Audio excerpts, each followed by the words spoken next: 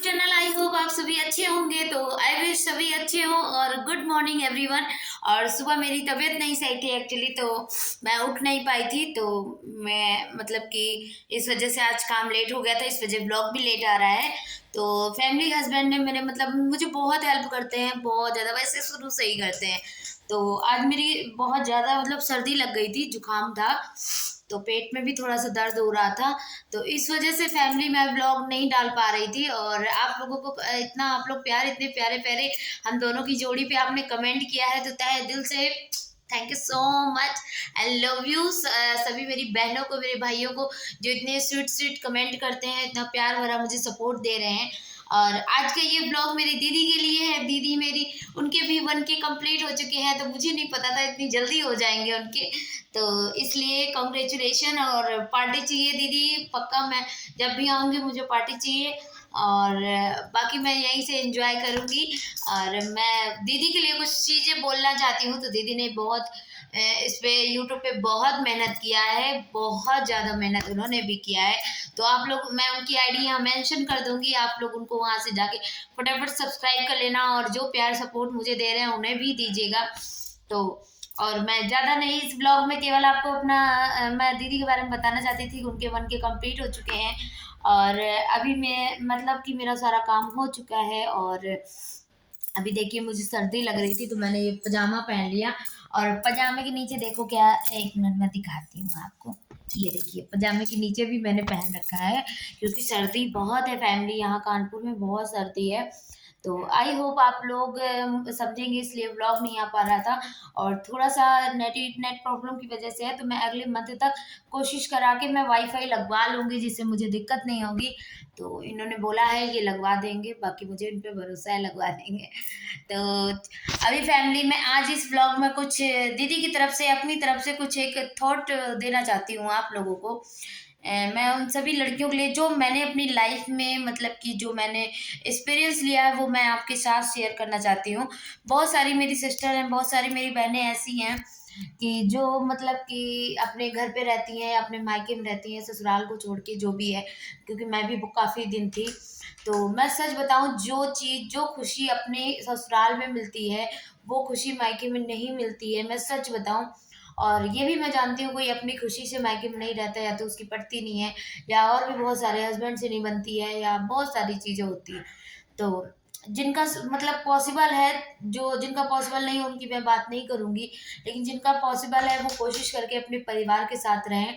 क्योंकि जो परिवार, अपने परिवार के साथ यहाँ खुशी मिलती है, क्योंकि शादी के बाद एक लड़की का घर भी उसके लिए पराया हो जाता है। दुख सुख में केवल जाएं, उनके दुख सुख में उनके साथ खड़े रहें, ये नहीं कहती हूँ बिल्कुल भी। लेकिन अपना परिवार भी देखना जरूरी होता है, ये मेरी माँ ने सिखाया है मुझे।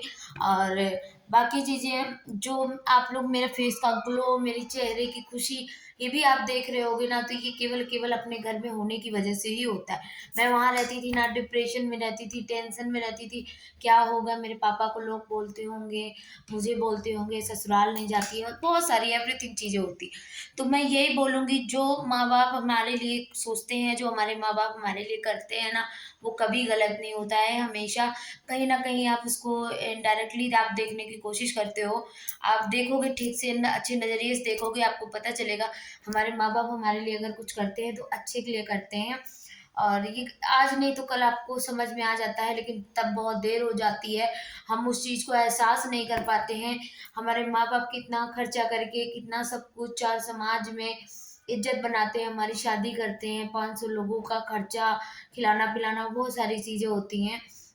और एक परिवार में अपनी बेटी को भेजते हैं, अगर वो बेटी वहाँ पर अपने माँ बाप को खुश ना, अपने माँ बाप की इज्जत ना रखे या खुश ना रहे, उस घर को मतलब कि ये कहे मैं नहीं रहूँगी ससुराल में, तो गलत है। ये चीज़ मैंने भी की है, अपनी लाइफ का एक्सपीरियंस बता रही हूँ। ये मैंने भी किया है।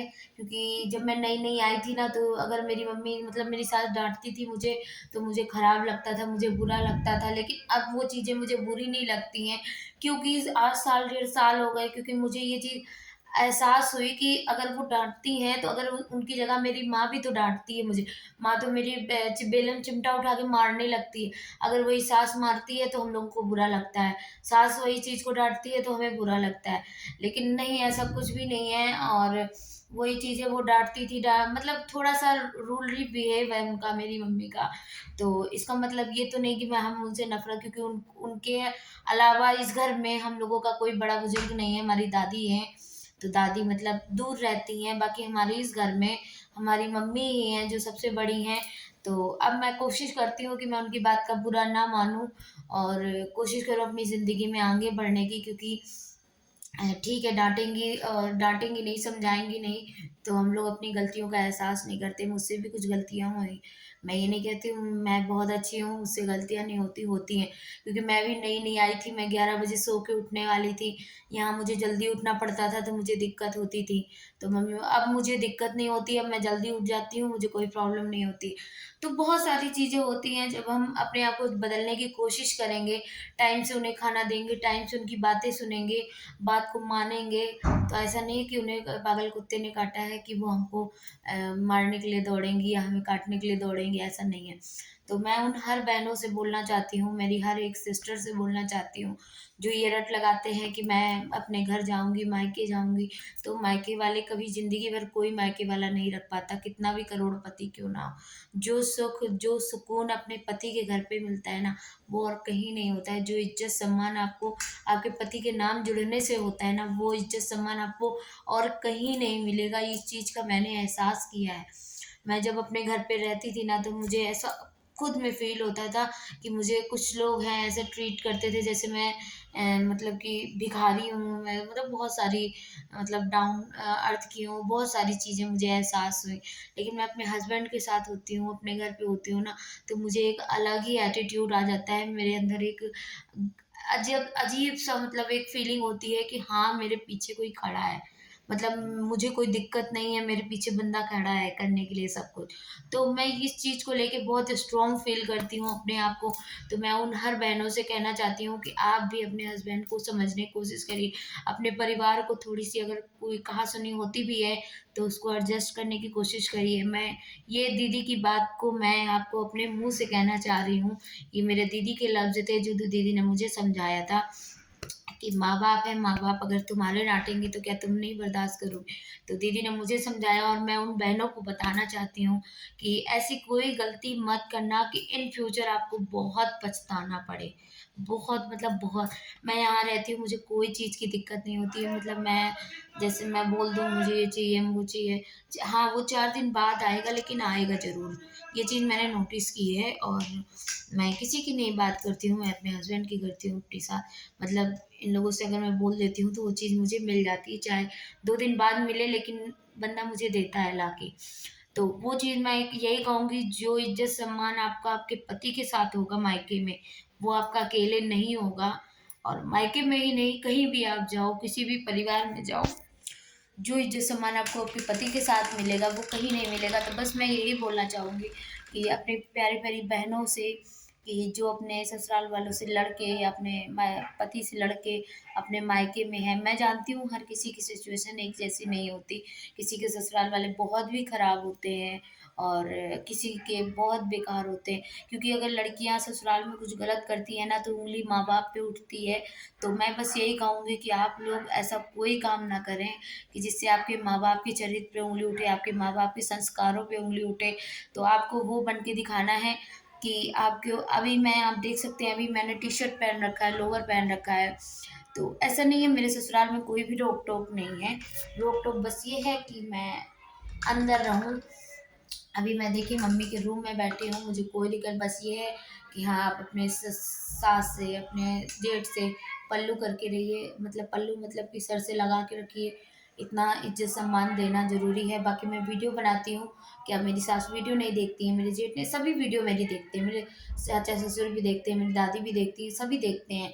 तो ऐसा नहीं है, मैं बस यहाँ का मेरा ये उद्देश्य नहीं, मैं किसी का अपमान नहीं करना चाहती हूँ। मैं केवल यूट्यूब के थ्रू मैं कुछ ऐसा, मैं ही नहीं, आज मैं यहाँ तक घूँघट करके वीडियो बनाऊँ, कल को मैं कुछ और मतलब ड्रेस पहन के वीडियो बनाऊँ, तो फिर वो चीज़ अच्छी नहीं लगती है कि मतलब आज मैं आपका इज़्ज़त-सम्मान करने के लिए घूँघट कर रही हूँ, कल को मैं घूँघट ना करूँ, तो ये चीज़ आपको कल को खराब लगेगी, आप भी खुद ही समझिए।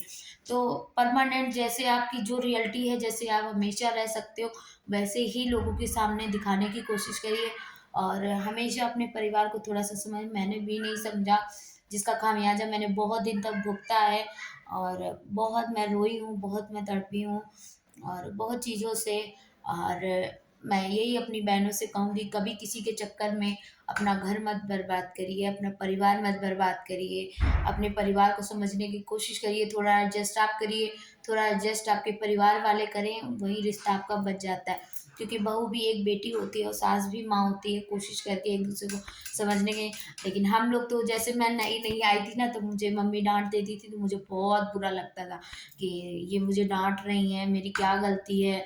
बहुत सारी चीज़ें मुझे मतलब ये था कि मैं सब कुछ कर रही हूँ, फिर भी ये मुझे डांट रही है लेकिन वो मुझे शायद उससे अच्छा बनाने की कोशिश कर रही थी, उससे अच्छा ढालने की कोशिश कर रही थी। शायद यही सब चीज़ें होंगी जो शायद मैं उनकी जगह होती तो समझती, लेकिन मैं नहीं समझ पाई।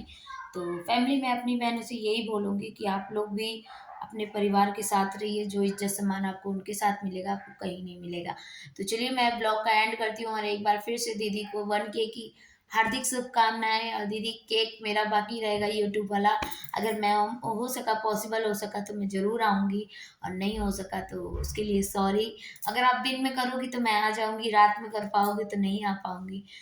बाकी कॉन्ग्रेचुलेशंस, आपकी 1K कंप्लीट हो गया, जल्दी टाइमिंग हो जाए, आपका चैनल मोनेटाइज हो जाए, बस यही मैं विश करूँगी। तो चलिए मिलते हैं नेक्स्ट व्लॉग में। Love you so much and I hope मेरी प्यारी प्यारी बहनों को, जो भी इस सिचुएशन से गुजर रही जिससे मैं गुजरी हूँ, तो उन्हें मेरी बात समझ में आई होगी। तो बस मैं यही कहूँगी कि थोड़ा सा आप सॉरी बोल के अपने रिश्ते को कर लो, जोड़ लो। और थोड़ा सा आगे वाला सॉरी बोल के आपसे रिश्ते जोड़ ले। रिश्ते टूटने से, अगर अगर रिश्ते जोड़ने में अगर आपको झुकना पड़ जाए ना, तो कभी भी मतलब, क्योंकि पेड़ वही झुकता है जिस पे फल लगे होते हैं, जिनमें अच्छाई होती है हमेशा वही झुकता है। तो मुझे झुकने में कोई दिक्कत नहीं होती। क्यों? क्योंकि मैं जानती हूँ हम झुकने से छोटे नहीं हो जाएंगे, लेकिन बस कुछ चीज़ें होती हैं जो हर्ट करती हैं। तो वो चीज़ें मैं कब तक दिमाग में रखा जाएगा आदमी, थोड़ी बहुत चीज़ें होती हैं जो उन्हें आपको भूलना पड़ता है रिश्तों को बचाने के लिए। तो चलिए मिलते हैं नेक्स्ट व्लॉग में। Bye bye, love you, see you.